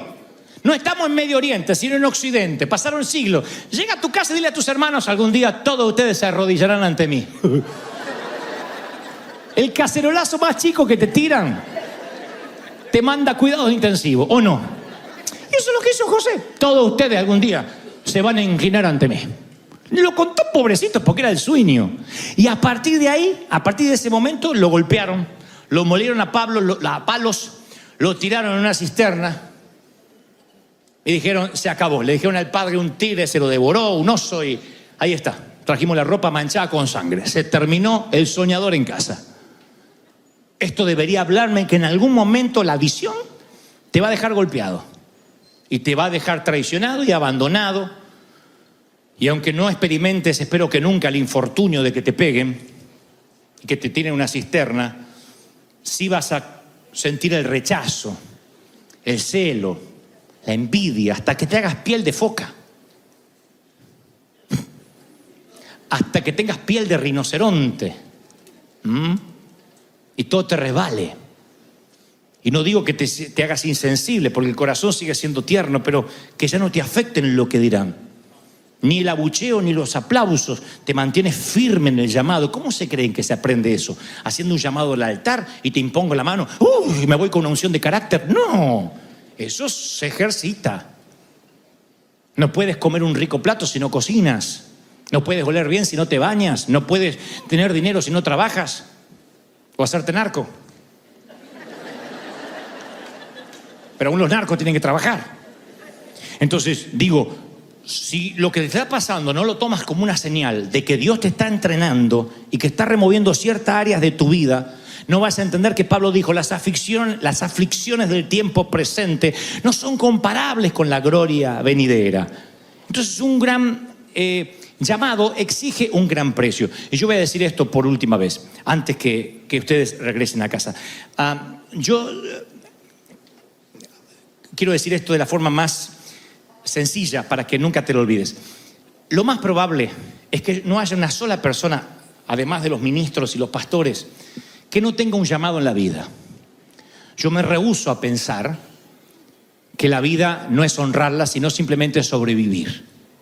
Y si ahora tuvieran que hacer una película sobre tu vida, solo pensaras que trabajas o vas a estudiar y eso es todo lo que se trata tu vida, yo me rehúso a pensar que esa puede ser tu vida. Yo estoy absolutamente convencido de que tiene que haber algo más. Y tú también. La vida es algo más. Cuando uno es soltero cree que la vida es casarse. y cree que la vida es hacer el amor y que tener hijos y ser apapachado y que te abracen. Luego te casas y te das cuenta que si bien eso puede aportar felicidad, tampoco eso es la vida. Y luego dices, la vida vendrá cuando tenga nietos. La cosa es que siempre ponemos a la vida como el destino que está más allá de la green card, más allá de la graduación, de la jubilación, del retiro, de las vacaciones, del auto, etcétera, de lo que pueda pagar o no. Y yo vuelvo a insistir con esto, la vida es esto. La vida es esto. Los momentos buenos y los malos, los días de sol y los grises. Eso es la vida. Creer otra cosa es una falacia. No escuches a ningún predicador embustero, y me incluyo, si algún día te digo, todo va a estar bien, todo será un lecho de rosas. No será así. En la vida tendréis aflicción. La vida se trata de dos constructores, el que construye sobre la roca y sobre la arena, pero para ambos vendrán tormentas. El pronóstico son tormentas. Esto no significa que siempre lloverá, pero que habrá lluvia y tienes que estar preparado. Ahora bien, si la vida es algo más de lo que estás viviendo, significa que intencionalmente vas a tener que hacer algo para que tu vida cambie. Si realmente crees que tienes un llamado a hacer algo significativo, cuando hablo de significativo no es ganarte un Pulitzer o tener un Grammy o un Oscar sobre la chimenea, hablo de algo de modo que sea una huella cuando ya tú te hayas ido, que sepamos que has estado aquí. Entonces, si eso ocurre, vas a tener que pagar un precio, mijo. No hay otra forma. No te estoy diciendo algo que yo no haya hecho. Vas a tener que pagar un precio. Y ese precio va a ser esfuerzo, sacrificio. Amar duele, tener hijos duele, casarse duele, divorciarse duele, trabajar duele, la vida duele. El problema sería si no sintieras dolor, porque significaría que estás muerto. Estar vivo duele. La pregunta no es si te va a doler o no te va a doler. La pregunta es si estás dispuesto a una reducción, a ceder para dejar espacio a lo que Dios te quiera dar. Algo Dios te está pidiendo que dejes, que no estás dejando. Y el Señor me dice que te diga que posiblemente no vuelva a hablarte de este tema en mucho, mucho tiempo. Así que yo que tú lo consideraría. Lo más probable es que tengas que reducir algo, cortar algo. Relación, un trabajo, un empleo. No lo sé. Hay miles de variantes. Pero sé que el Señor no se confunde cuando me dice, dile a mis hijos, los traeré del norte, del sur, haré una cita con ellos 2 veces al día, el domingo próximo. Me dijo, y tú le dirás lo que yo te digo que les diga. Los conducirás hacia mí y les dirás que yo les quiero entregar la tierra prometida. Es más, la mayoría de ellos está a pasos del sueño que siempre se propuso. Me reclaman a mí, como que soy yo el que no les da el último empujón. Pero diles que hasta tanto no se circunciden, no corten aquello que a mí me estorba en su corazón, no habrá lugar para lo nuevo que ellos me están pidiendo. Escríbelo en las tablas de tu corazón, átalo a tu cuello. No te olvides. Corta aquello que no suma. Yo también aprendí que Dios solo sumaba y multiplicaba. Y el diablo es el que restaba. Oh, no. No creerás como Dios quita cosas cuando tú le pides cosas grandes. ¿Creen que esto terminó para mí? No terminó en aquel estadio ni cuando me quitaron del video. Todos los días Dios me pide cosas para cortar. ¿Creen que lo disfruto? No. Hay cosas que sí y hay cosas que digo, no, Señor, más no. Y Él me recuerda mis propias oraciones. Me pediste cosas grandes. Me dijiste que te entregue sitios donde nadie había ido.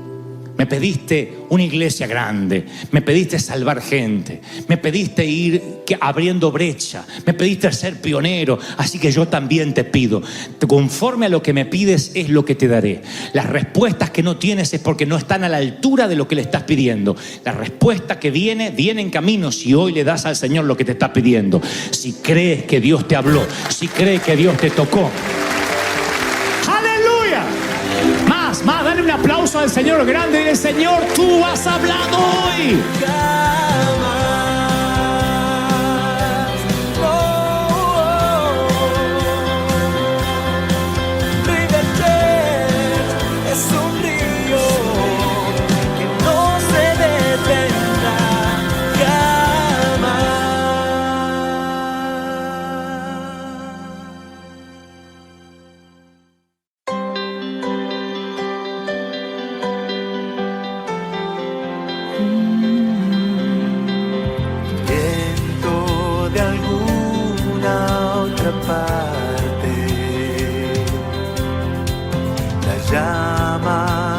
se apagará.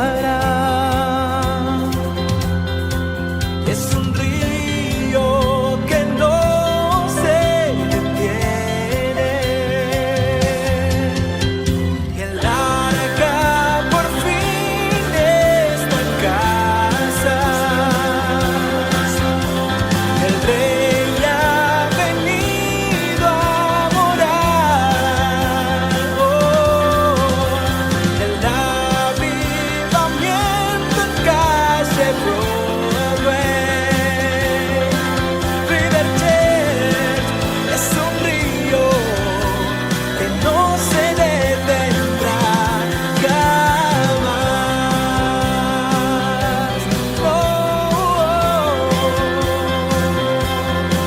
River Church es un río que no se detendrá jamás.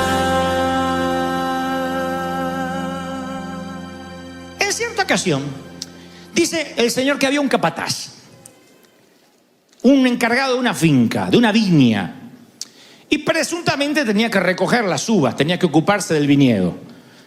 Y entonces sale a primera hora del día. Esta es una historia que la cuenta Jesús. Sale a primera hora del día, va a la plaza donde están allí los que están esperando que pase un empleador. Llega con su troca el capataz y le dice: los llevo al viñedo, pagamos $10 al día. Tienen que trabajar desde ahora hasta 7 de la tarde, hasta terminar. Suben todos los que pueden y se van a la viña. Se ve que no dieron abasto y sale el capataz de vuelta promediando, qué sé yo, 10, 11 de la mañana. Va a la plaza y todavía hay algunos rezagados. ¿Quieren trabajar? Sí, ¿cuánto? $10 al día. Se lo sube a la camioneta y lo lleva a la viña también. Se fija que no van a terminar y sale después del mediodía, después del lunch, y busca más empleados. Lo mismo, $10 quieren, venga. 3 de la tarde sale a buscar más. ¿Lo quieren $10 por día? Venga. 6 de la tarde. Eso que salen a buscar de la tarde para si encuentro un trabajo lo devuelvo. Hay gente honesta que encuentra un trabajo y lo devuelve enseguida. Entonces, sale a las 6 de la tarde y encuentra gente desocupada. Y le dice: ¿quieren trabajar? ¿Ahora? Y sí. ¿Cuánto? Y $10 al día. Pero está por terminar el día. ¿Quieren trabajar o no? Sí. Ni lo piensa y se suben. La cosa es que terminan un montón de jornaleros, un montón de gente que está trabajando por su día, haciendo su chamba durante el día. Termina la jornada, cuenta Jesús, y el capataz dice: bueno, hagan fila. Voy a empezar primero desde los que contraté a la mañana. Tus $10, tus $10, tus $10. Y empieza a pagar a cada uno. Le paga a los que vinieron más tarde, a los que vinieron a las 6, a los que trabajaron 1 hora. A todos le paga lo convenido, $10 la jornada. Y en ese momento, los que trabajaron desde la mañana, que eran de la Unión, eran del sindicato, se pusieron locos. Y le dice: señor, hey, acá hay una injusticia. Porque estos hombres trabajaron solo 1 hora y le has pagado lo mismo que a nosotros, que hemos trabajado bajo un sol abrasador. ¿O estás discriminándonos por la nacionalidad? Porque somos mexicanos y chapines y él es argentino. Bueno, se me ocurrió a mí que por ahí. ¿Por qué le está pagando lo mismo? Me parece que esto es una injusticia. Porque nosotros trabajamos todo el día y estos trabajaron 1 hora y está pagándole igual. Y el capataz le responde al vocero, al portavoz, al delegado. Le dice: amigo, yo no he cometido ninguna injusticia. Acordamos $10 la jornada, ¿no es así? Eso era la chamba. Tómalo y vete. Ahora, yo le pagué al último que vino lo mismo que a ti. ¿Y qué? ¿No puedo hacer con mi dinero lo que quiera? ¿Te vas a comportar de manera egoísta y mezquina con mi dinero porque yo soy generoso? En otras palabras, le estaba diciendo el capataz, y estaba diciéndole Jesús a los oyentes de esta parábola: si en un momento te crees más que otros, no te olvides cómo llegaste al viñedo. Tú estabas tan desocupado como estos últimos. Tú estabas tan desesperado como estos últimos. La gracia no depende de las horas que trabajaste, del trabajo que realice. En esta viña es el reino del revés. En esta viña es el reino del ridículo. La gracia es escandalosa. Dios no cree en los sindicatos. Dios dice, yo bendigo al que quiero bendecir. Yo le doy al que quiero dar. ¿Y cuál es el problema? Dios dice, en la viña todos llegaron de la misma manera. Algunos llegaron hoy, algunos llegaron hace 6 meses. No te olvides cómo llegaste al viñedo. Y si uno se cree con derechos y solita se le va parando la nariz, Dios dice, no te olvides cómo llegaste al viñedo. El Señor es más claro y dice, no juzgues a nadie para que nadie te juzgue a ti. Porque como juzgas a los demás se te va a juzgar. Y con la medida que tú mides se te va a medir. ¿Por qué te fijas la astilla que tiene tu hermano en el ojo y no le das importancia a la viga que tienes en el tuyo? ¿Cómo puedes decirle a tu hermano, déjame sacarte la astilla del ojo cuando tú tienes una viga en el tuyo? Hipócrita, dijo Jesús. Saca primero la viga de tu ojo, de modo que veas con claridad para sacar la astilla del ojo de tu hermano. El Señor dijo, tú no puedes ser una persona crítica y ser un dador de gracia al mismo tiempo. Si vas por ahí dando lecciones de superioridad moral, en algún momento te van a medir del mismo modo y te van a decir, no olvides cómo llegaste al viñedo. Pero nosotros somos propensos a creernos con derecho, lo hemos dicho tantas veces. Queremos que la gente se gane nuestro respeto, así somos. Ahora hablo de mí. Yo no ando por la vida diciendo, a ver, ¿qué puedo regalar? ¿Qué puedo dar? Yo digo, no, tampoco soy la Madre Teresa. Yo quiero que la gente se gane. Y como a mí, me gusta juzgar el desliz ajeno. Aunque yo tenga errores, aunque tenga una viga en mi ojo, somos propensos. Está en nuestro ADN mirar la viga ajena. Así somos. O sea, no quiero ver lo que está mal en mí, pero veo lo que está mal en el resto. ¿Cómo aquel puede tener una vida espiritual? ¿Cómo puede decir que es cristiano ese? Y a veces nosotros somos peor juzgando que ese que nosotros no queremos catalogar como cristiano. ¿Por qué somos así? Porque nosotros nos sale naturalmente la justicia, la equidad y no la compasión y la bondad. La gracia es bondad, no es solo misericordia. El hijo pródigo por misericordia vuelve a la casa del padre y por bondad le hacen una fiesta. La fiesta es bondad, no te lo merecías. No es que te merecías que Dios te bendijera tanto, pero hay bondad. Gracia es algo que tú no te merecías. Bondad es gracia. Y por definición, la bondad es injusta. No todos se merecen la bondad, no tiene lógica. Tener bondad con alguien que trabajó apenas y pagarle lo mismo que aquel que se partió el lomo es injusto. Pero Dios dice, no olvides cómo llegaste al viñedo. A ti también te amé injustamente. A ti también te tuve paciencia. Pero uno a veces mide a los demás como si fuéramos más maduros y nos molestan aquellos que son inmaduros. Entonces, dicen que cuando uno ya no está criando hijos pequeños, se vuelve más intolerante a los hijos pequeños ajenos, ¿no? Eso siempre pasa. Porque cuando uno tiene niños, uno entiende a los niños. Cuando uno tiene papá viejitos, entiende a los viejitos. Esto significa que nosotros amamos por empatía. Lo que no vivimos nos cuesta dar, nos cuesta entender. Como aquella persona que salió de un cáncer. Entiende a los que están en los hospitales, entiende la quimioterapia, entiende a los que tienen que pasar por diálisis, por todo lo que eso significa de llegar agotado a tu casa después que te renovaron toda la sangre y te pica todo el cuerpo y el dolor es intenso. Lo entiendes porque lo viviste. Si no lo viviste, no lo puedes dar. Por eso es imposible amar solo con la cabeza si el corazón no está involucrado. ¿Y cómo uno da gracia? Sé que están pensando, bueno, yo soy bastante bueno, yo bendigo a la gente. No, lo más probable es que lo que estés dando es justicia o misericordia. Y aquí valga la aclaración. Hace unos años yo prediqué la diferencia entre justicia, misericordia y gracia. Imaginemos que vives en un barrio donde 2 casas más allá, un día saca el automóvil un nene de 15 años. Se ve que no controla el volante y se sube arriba de tu cerca, te rompe la cerca, el buzón y te destroza el césped. Si no te corres, te liquida también. 3 opciones, esto es un múltiple choice y me dice cómo actuarían ustedes. Primero, actuar con justicia. Le dice, a ver, nene, bájate de ahí. ¿Qué haces? No, es que perdón, quería probar el auto de mi papá, pero estás loco. llamas a la policía, que le quiten la licencia a tu padre, o le quiten puntos por lo menos, o le saquen el auto. Además me vas a pagar ya mismo la cerca, tu papá, tú no, pero la cerca, me vas a pagar el buzón, el arreglo del césped.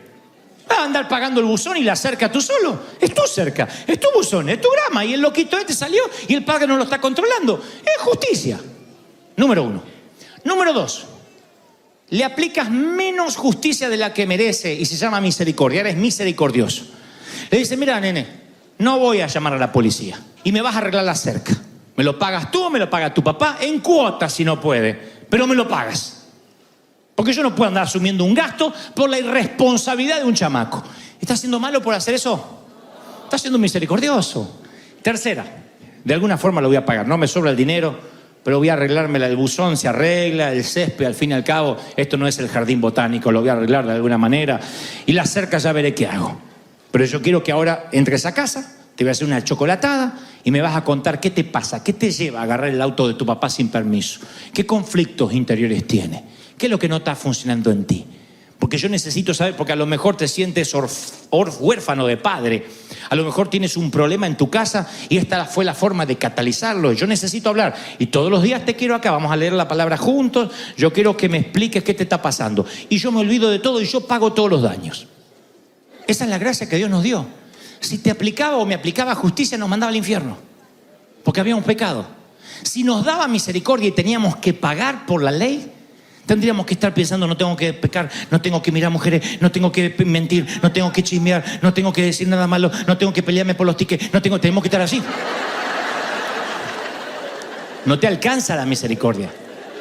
¿Qué pides? Gracia. Llegas al viñedo y no solo quieres que se te perdone todo, sino que te paguen y que te traten bien y que no te recuerden el pasado. Señor, no recuerdes mi cerca, ni mi buzón, ni mi grama. Échalo en el fondo de la mar. Eso pedimos. Pero llega otro al viñedo y queremos que pague. Y el Señor dice, ¿sabes por qué te pasa eso? Porque no puedes dar gracia si no crees que recibes gracia.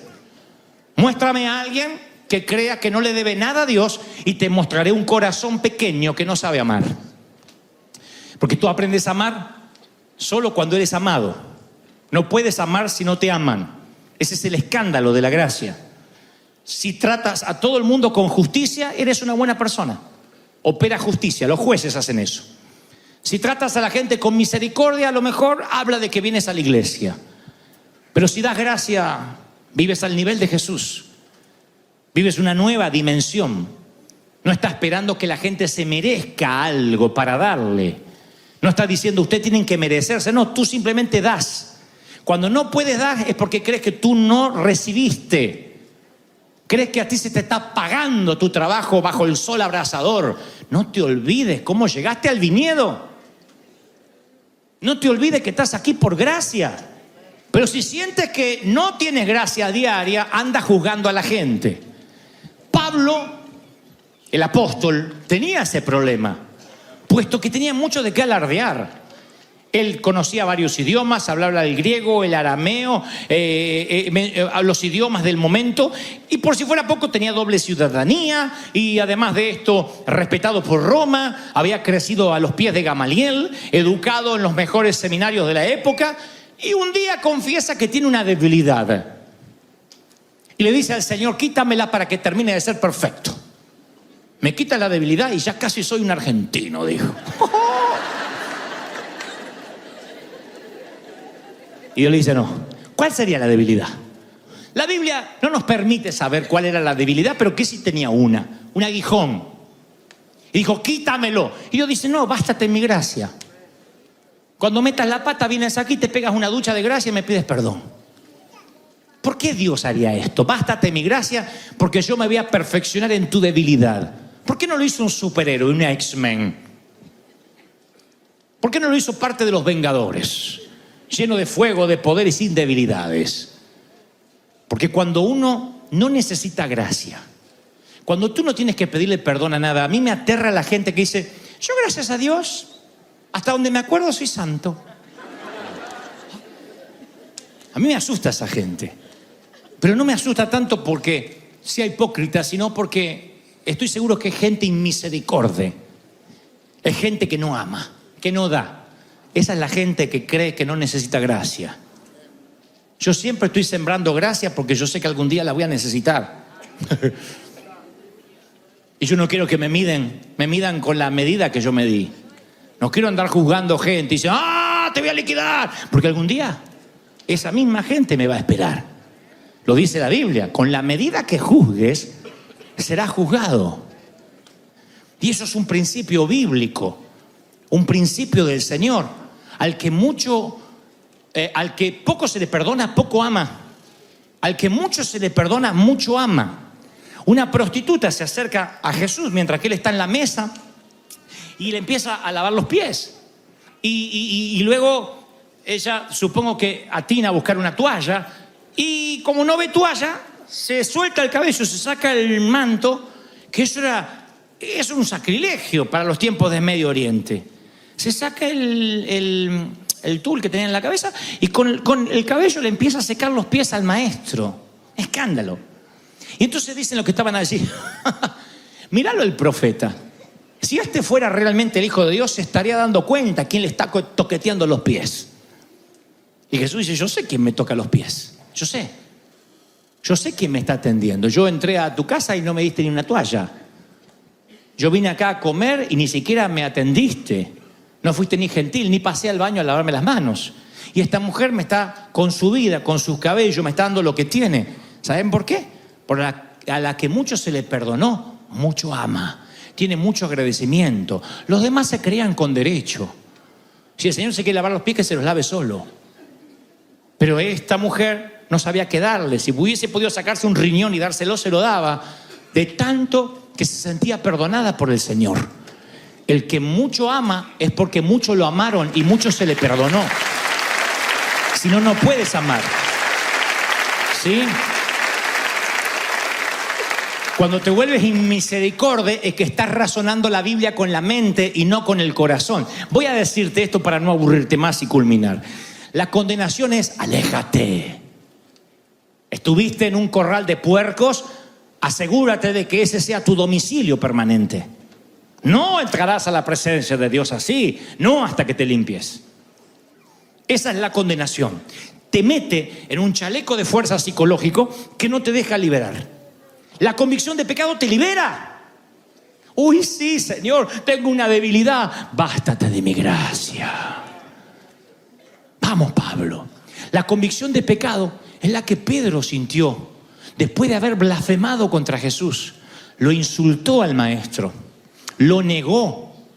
Y cuando Jesús lo va a ver a la playa, ofrece Jesús no solo misericordia, sino bondad. Le prepara el desayuno, le hace huevo, tocino y un pescado. Nada mexicano, huevo, tocino y un pescado. La Biblia mexicana dice que hizo tacos, pero no le crean. Huevo, tocino y pescado. ¿Por qué cocinarle al traidor? Perdónalo, pero no le hagas un desayuno. Perdónalo, pero no le des tanta bondad. Es escandaloso. Por lo menos háblale del pecado, que reconozca. ¿No hubiese preferido algo como, Pedro, ¿por qué me negaste? ¡Pedro! ¡Te lo dije! ¿No hubiese preferido algo así? ¿Por qué el Señor no le habla? ¿Por qué solo le dice, ¿me amas?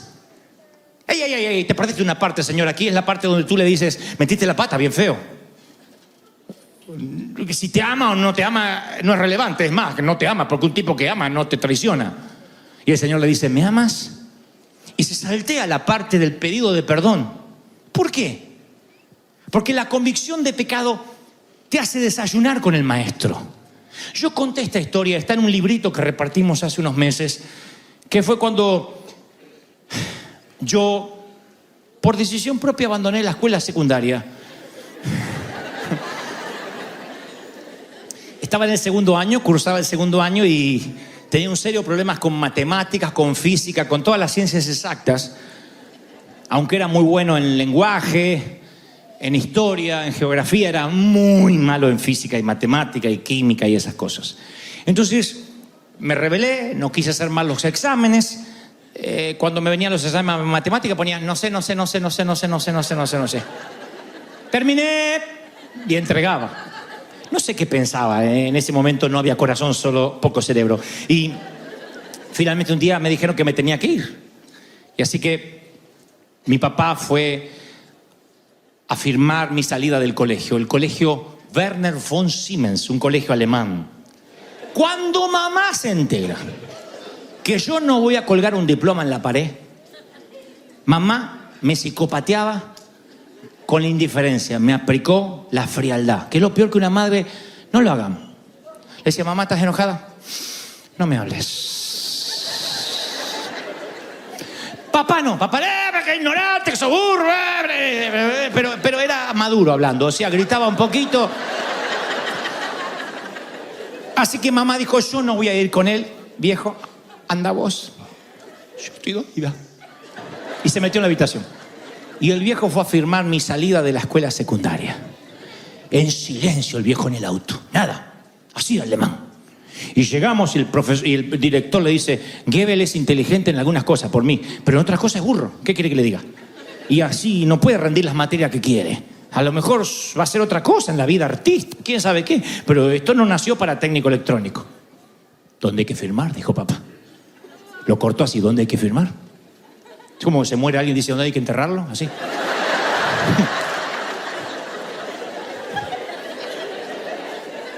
Firmó. Y salimos. Y él caminaba, no me olvido más, caminaba así delante, así, el viejo, y yo caminaba atrás así. No me habló. Yo dije, ahora me pega un grito. No estaba acostumbrado a la frialdad del viejo. El viejo gritaba. Entonces subimos al auto, ¡bum! Silencio hasta casa, un viaje eterno. Eran 15 minutos y me hicieron 4 horas y cuarto. No llegábamos más. Llego a casa, la habitación de mamá encerrada, ahí iba a quedar.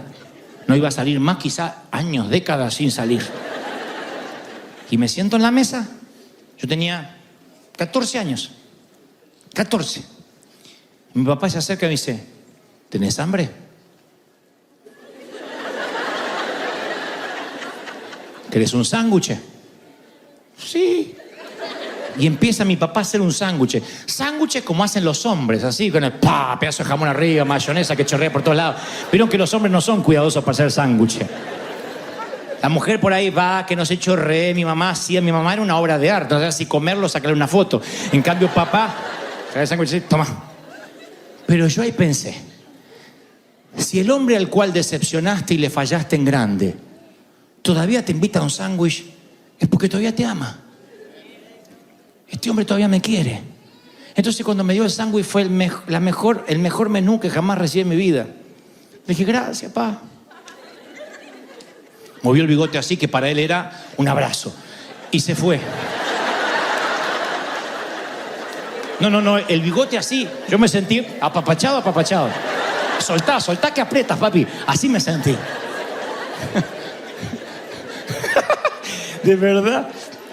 Y yo dije, si el chico que te ha fallado, le haces un sándwich, es porque todavía lo amas. Esa es la convicción de que yo me sentí amado por primera vez. Me sentí amado de verdad por el viejo. Una de las razones por las cuales lo honro hasta el día de hoy, porque marcó mi vida. Yo merecía justicia y me dieron gracia, bondad, me dieron de comer.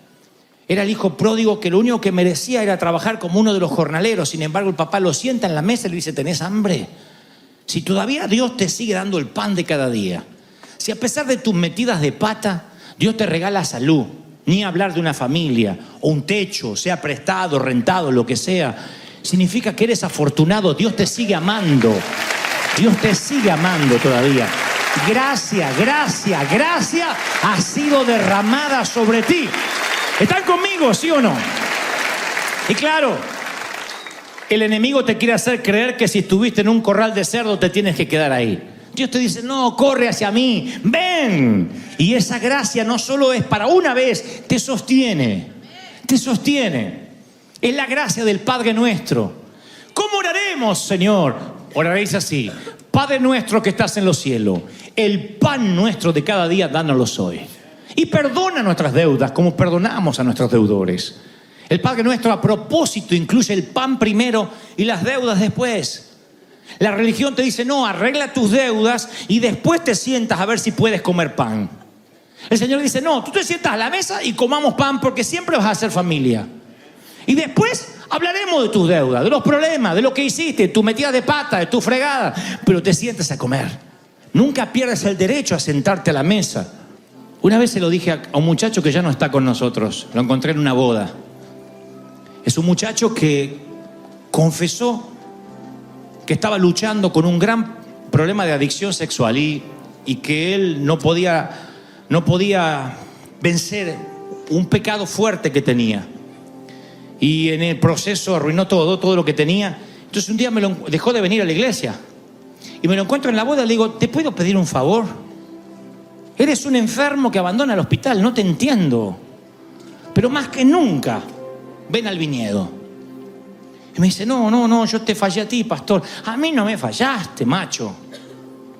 Le fallaste a Dios. Y Dios, que es el dueño del hospital, vio tu cama vacía y te echó de menos. Dijo, ¿por qué dejaron ir a este paciente?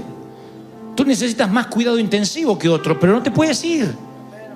Esto es un hospital. Esto es para gente rota, para gente con necesidades. Entonces, yo digo siempre, si lo piensas, ya lo hiciste. Si lo codiciaste, ya lo tienes. Aquel que mira con codicia los huevos y el jamón ya cometió desayuno en su corazón.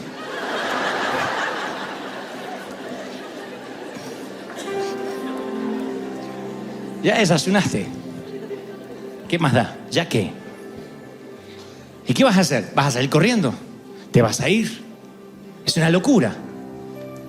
Te vas a ir del colegio porque no entiendes matemáticas. No. Si yo hoy mismo pudiera tener 14 años de vuelta, yo no abandono hasta no aprender. Y te digo lo mismo. Lo que hubiese dado por tener un pastor como yo, que me hubiese dicho, no abandones la iglesia, no te alejes de Dios. No, Dios no te eligió porque calificas. Dios te eligió porque eras Así te ama el Señor. Con errores, con virtudes. Te ama tanto el Señor. Te ama tanto que no te imaginas. Te ama tal como eres. No intentes cambiar. Por favor, regálale la autenticidad a Dios y hazte un favor, regálatela a ti mismo. Porque Dios te ama tal y como eres. Y cuando eres como eres y aceptas la gracia, vas a poder amar, vas a poder dar, vas a poder bendecir. ¡Sí! ¡Vamos! ¡Come on!